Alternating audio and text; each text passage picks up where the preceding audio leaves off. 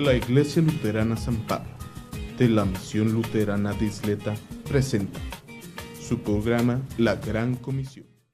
Hola, bienvenidos una vez más a este programa La Gran Comisión. Gracias, como siempre, les agradecemos mucho que estén con nosotros en la plataforma, en el canal, en YouTube, en todos lados, porque finalmente esa es parte de lo que todos los cristianos tenemos que promover, el reino de Dios.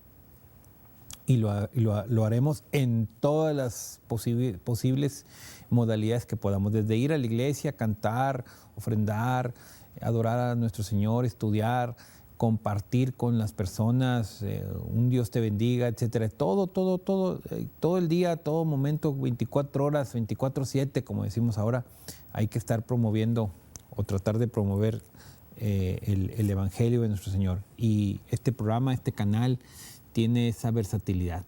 Como es un equipo técnico completo el que está aquí, para hacerlo de una manera digamos, actualizada a la tecnología de ahora.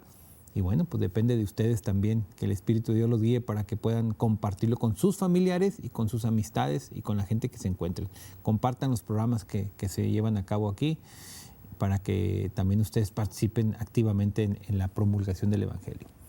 Como siempre, un saludo muy afectuoso, muy fraternal para todos ustedes por parte de la Iglesia Luterana San Pablo, aquí en El Paso, Texas, que siempre está dispuesto a escuchar sus peticiones de oración, sobre todo, para incluirlas en nuestros servicios regulares, y siempre estar orando por la población aquí del Paso, Texas, de Las Cruces, de Nuevo México, todo lo que está aquí cerquita, que es lo que nos toca más cerca, pues, pero en realidad pues nuestras oraciones son por todo el mundo, y sobre todo por las personas que están sufriendo alguna condición o situación que a veces es muy devastante: enfermedades, crisis existenciales, alcohol, drogas, divorcios, hijos en la cárcel. O sea, tenemos tantas necesidades que es complejo a veces ponerlas en un orden. Todos necesitamos de la ayuda de nuestro Señor Jesucristo.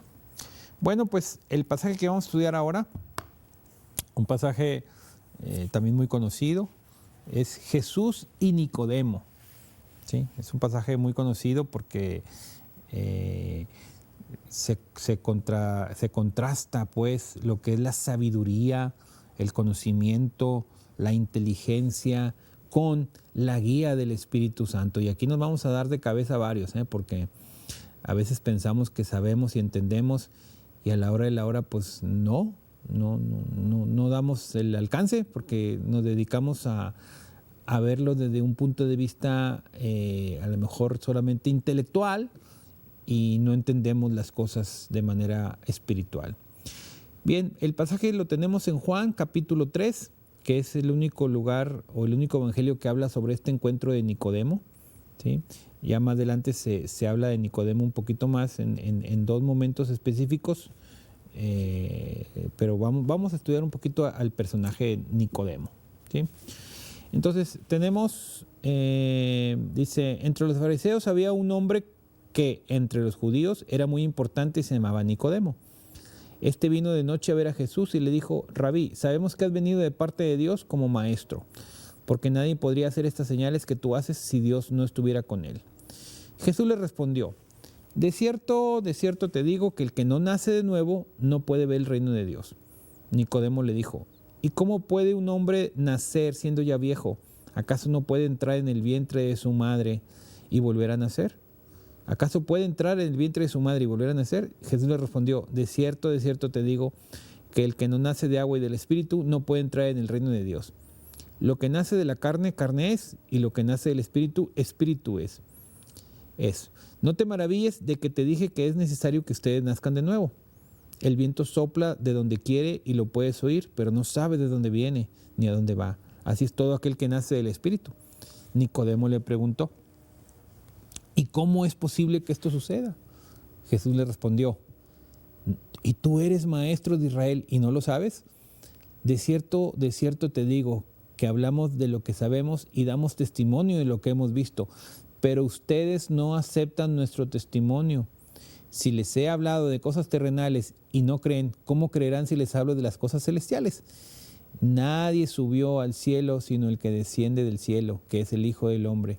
Y así como Moisés levantó la serpiente en el desierto, así también es necesario que el Hijo del Hombre sea levantado para que todo aquel que en él cree no se pierda, sino que tenga vida eterna. Y aquí viene uno de los versículos más conocidos a nivel mundial. Porque de tal manera amó Dios al mundo, que ha dado a su Hijo unigénito, para que todo aquel que en él cree no se pierda, sino que tenga vida eterna. Amén. Bien, esta es la lectura básica de Nicodemo. Insisto, Nicodemo solamente se menciona en el Evangelio de Juan, se menciona en Juan 3 y luego más adelante se menciona en dos ocasiones más. Un personaje, él era fariseo, ¿sí? Recordemos que en los tiempos de Jesús había grupos, agrupaciones sociales, llamémosle así. Unos eran los fariseos, otros eran los saduceos, ¿sí? Que eran de alguna manera representativos ahí, otros eran los escribas, y así. Para diferenciarlos en estratos socioeconómicos, diríamos ahorita, los saduceos eran personas de dinero, venían de familias ricas, ¿sí?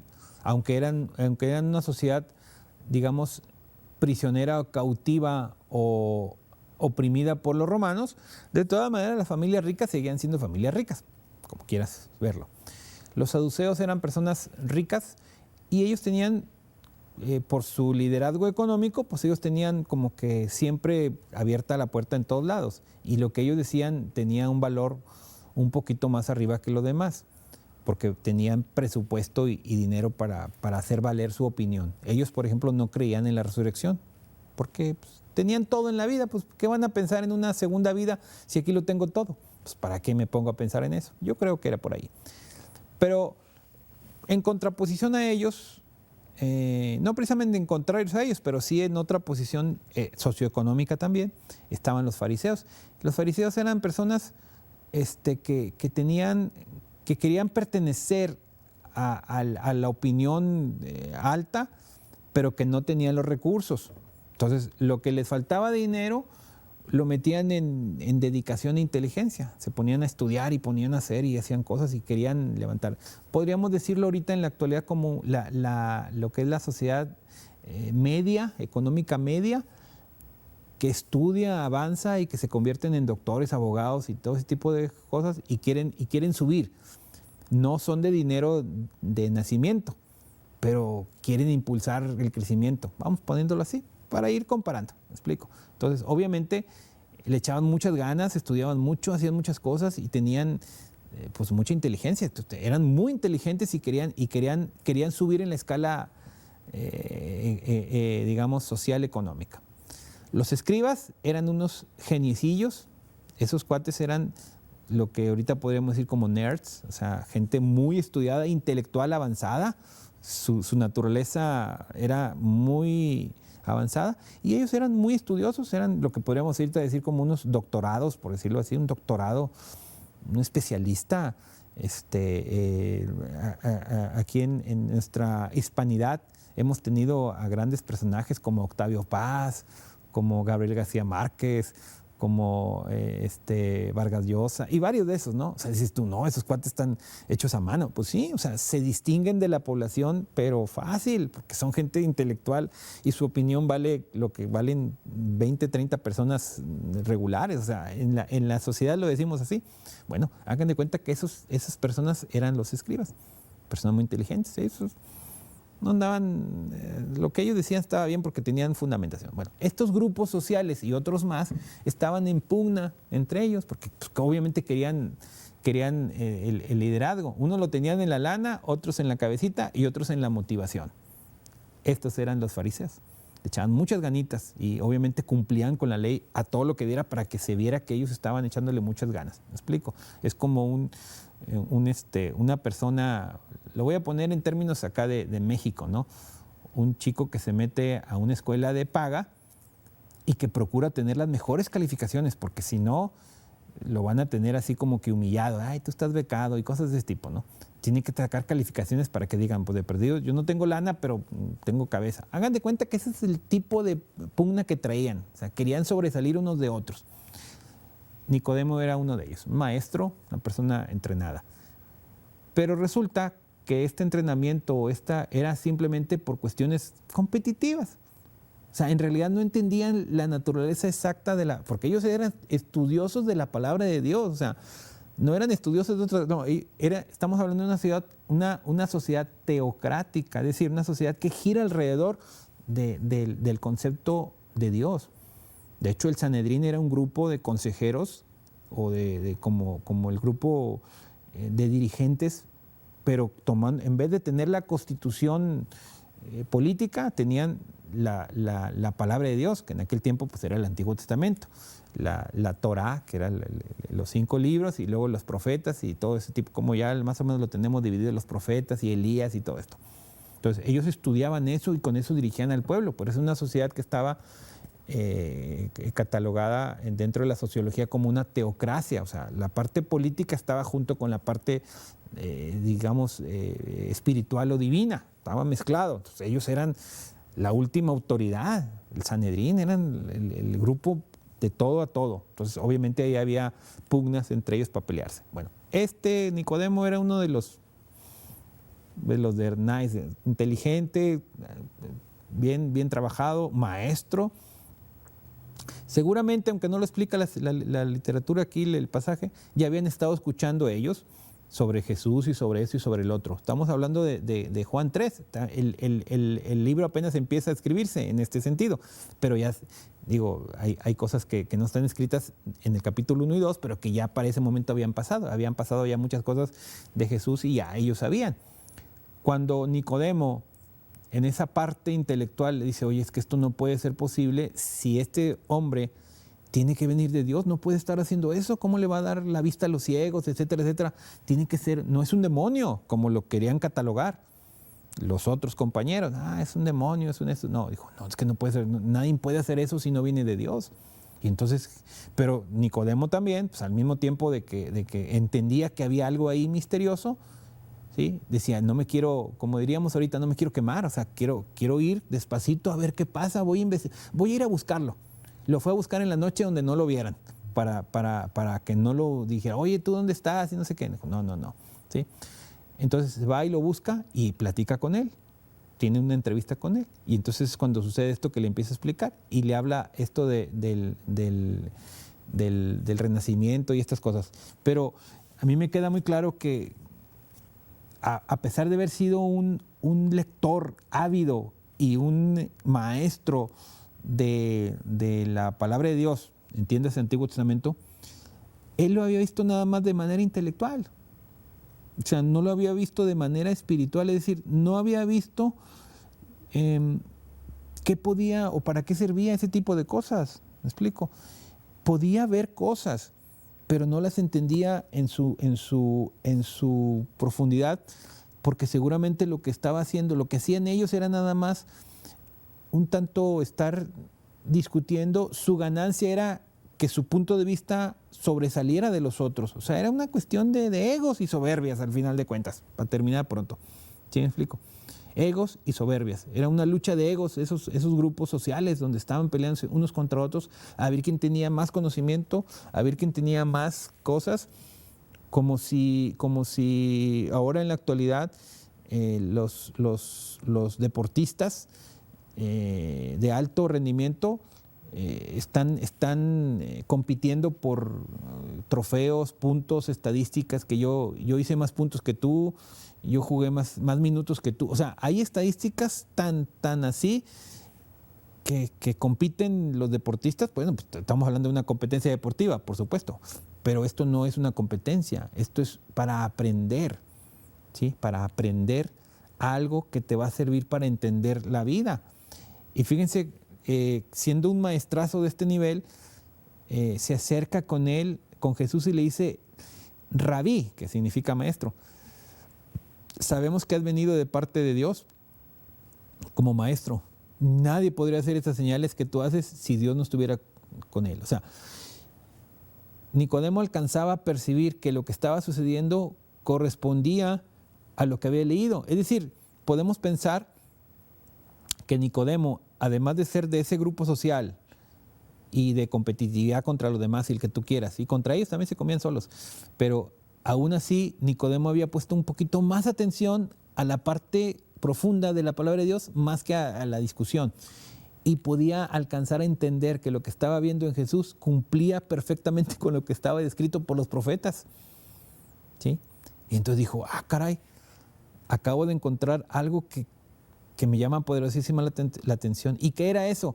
Pues los profetas, la profecía, todos, desde el mismo Moisés, ya estaban hablando de el Mesías. ¿Y el Mesías qué era el Mesías? No era nada más un liberador en la parte entendida directa, sino el Mesías era el propio Hijo de Dios. Entonces él decía, ¿y si este es el Mesías?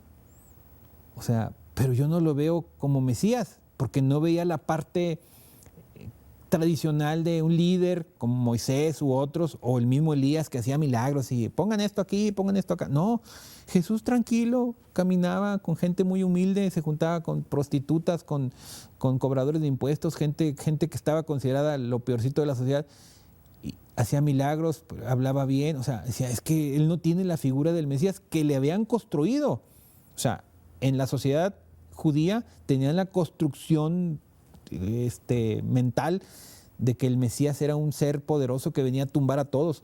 Pero sí venía eso, pero de manera espiritual, venía a tumbar todo, pero de manera espiritual, no de manera física, no venía a liderar un ejército, pero para ellos era eso. Pero seguramente Nicodemo sí había leído, como diríamos, en la letra chiquita o entre líneas, y decía, caray, o sea, él cumple con todo el perfil que está escrito, no el perfil que estos dicen, el perfil que está escrito. Entonces, pues, estaba en pugna Nicodemo, por eso va y lo busca, ¿sí? Jesús menciona con Nicodemo estas frases afirmativas, de cierto, te digo. O sea, es una frase de seguridad sobre la seguridad. O sea, estás, ¿sí? O sea, mucho más seguro. Entonces, para una persona, un maestrazo como él, pues ya es algo así como que, caray, o sea, es como si te diera todos los datos sin ningún problema. Y la parte esencial de esta situación es cuando le dice que hay que renacer. De hecho, por este concepto de renacer es como se conoce mucho a Nicodemo. Hay hasta cantos y coros y cosas que hablan sobre el renacimiento en este punto de que Nicodemo no entendía, que tendrás que renacer. Y cómo esta gente tan inteligente le dice, ¿cómo voy a volver a meter al vientre de mi mamá? Dijo, no te estoy hablando de eso. Es un renacimiento, pero espiritual, de adentro, de mente, de alma, de sentimientos, de conocimientos. Es algo diferente. ¿Me explico? No es que tumbes todo y vuelvas a nacer. No lo entendía. Dice, ¿cómo es posible que esto suceda? O sea, ni haciéndole los ejemplos del aire, de que viene y va y no sé qué. No le entendía. Y es por eso le dice, bueno, y tú eres maestro y no lo entiendes. O sea, no entiendes es porque no has leído correctamente la palabra de Dios. Recuerden que cuando Jesús se entrincaba ahí con los fariseos y le preguntaban puras cosas para hacerlo dudar o trastabillar y cosas, él decía, se equivocan ustedes porque no conocen las Escrituras, ¿sí? Decirle eso a los fariseos era como decirle a un médico, bueno, pues que usted no estudió medicina. O sea, claro que estudié medicina, se me parece que no. O sea, ellos habían estudiado la palabra de Dios, pero la habían estudiado con otro objetivo, de estar discutiendo, de estar viendo quién tiene la razón y que yo encontré esto y tú no. O sea, era por otro motivo, ¿sí? Hay algo en los deportes, ¿sí? Cuando empezaron las Olimpiadas modernas, allá por el lejano 1896, que fueron las primeras Olimpiadas modernas, ¿sí? El barón de Coubertin, un francés por allá, ¿sí? Decía, lo importante no es ganar, sino competir, o sea, participar. Va a ganar alguien, sí, pero lo más importante es que tú participes, que tú estés aquí, que te diviertas, que tomes, que formes aquí. O sea, las Olimpiadas eran no solamente para buscar una gloria olímpica, sino para que tú pudieras estar con otros competidores, que te la pasaras bien. Pasan los años y llegan otros personajes y te dicen, ganar es lo único que importa. O sea, yo creo que así fue como se convirtió o se pervirtió, ¿verdad?, el estudio. Ya no se trataba de que tú entendieras o comprendieras, sino de que tú supieras más que otro para darle lecciones al otro y ponerte sobre el otro. O sea, al final de cuentas se convirtieron en egos, soberbia. Y si se fijan y ponen atención, en la actualidad seguimos igual, si no hemos cambiado mucho, No hemos cambiado mucho. Ahorita, inclusive dentro de las congregaciones y dentro de las iglesias, todavía seguimos con soberbias. Los pastores, la gente que andamos aquí, los de la música, el del coro, el que recibe la gente. O sea, todavía seguimos, ay no, es que a mí me puso el pastor aquí a recibir la gente y yo, ay, buenos días, Dios bendiga, y yo me siento ya mejor que los demás. De que no, es que a mí me encargó el pastor que yo atendiera a los niños o que yo hiciera esto y yo soy una persona que sobresale de ustedes. O sea, yo sé que no lo dicen así, pero mucha gente lo siente así y empiezan a hacer grupos sociales dentro de las iglesias donde tenemos cierta preferencia o ciertas habilidades que sobrepasan a los demás. Volvemos al punto. A veces nos convertimos en fariseicos con esas líneas y no entendemos que el verdadero renacimiento no es así. ¿Sí?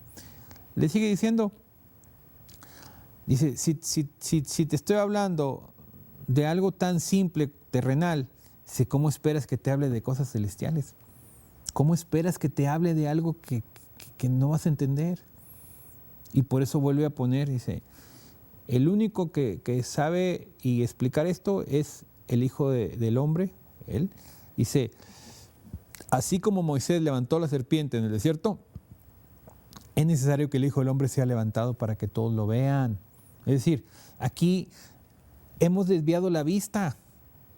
Estamos viendo al pastor, a su familia, vemos los errores que comete, como lo dije el programa pasado. Ay, el pastor, su hija anda con no sé quién, se puso un tatuaje o se divorció o no sé qué. Ay, no sirven, mándalos, quémalos. O sea, nos estamos viendo a nosotros.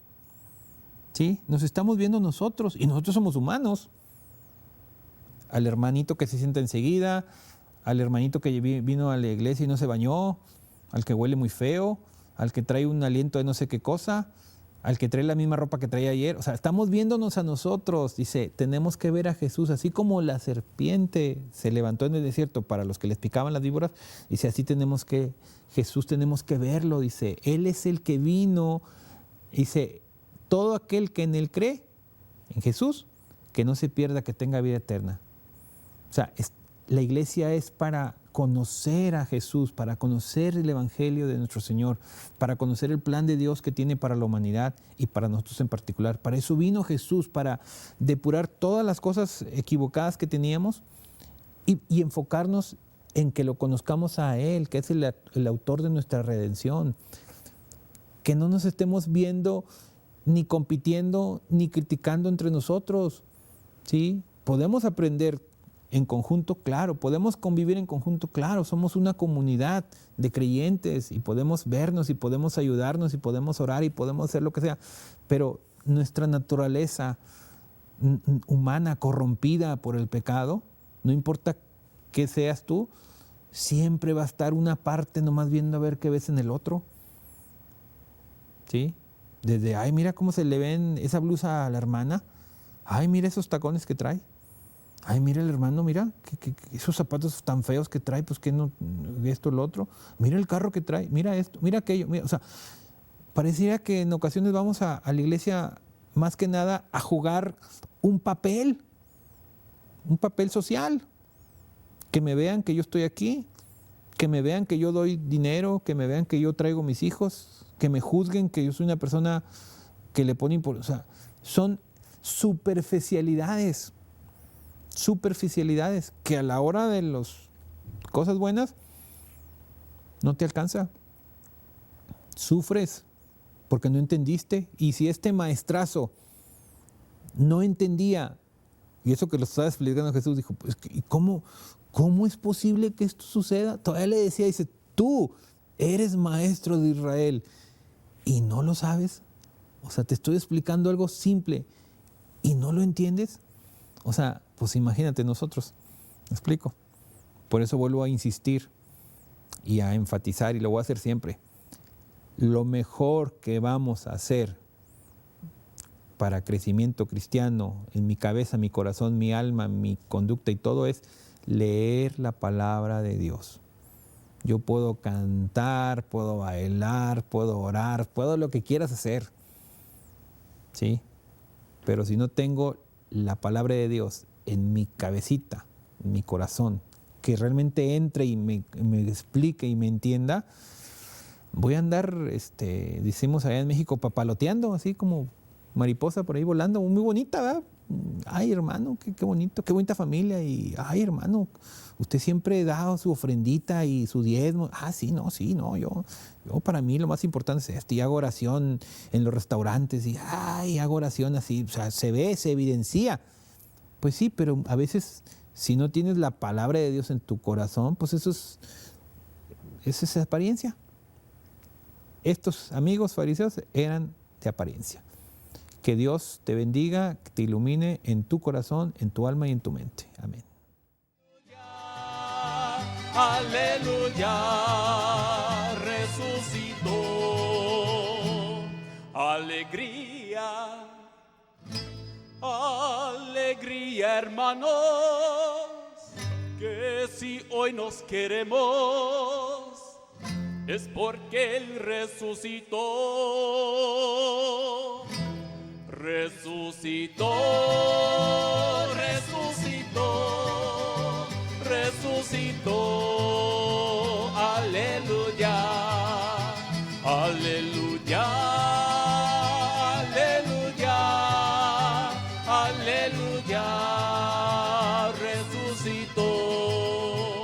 Si con Él morimos, con Él vivimos,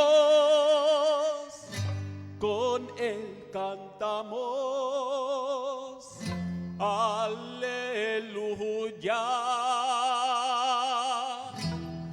Resucitó, resucitó, resucitó.